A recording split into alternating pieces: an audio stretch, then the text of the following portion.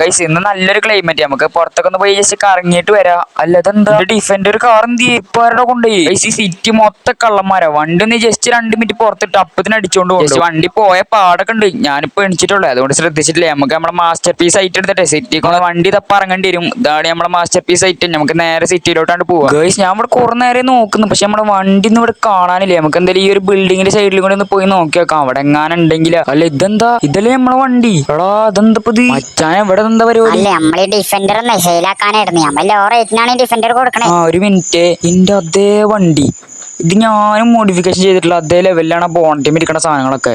അവിടെ ഡോർ ലൂസാണ്, അതാണ് ഈ തുറന്ന് കിടക്കുന്നത്. ഇതിന്റെ വണ്ടി തന്നെ.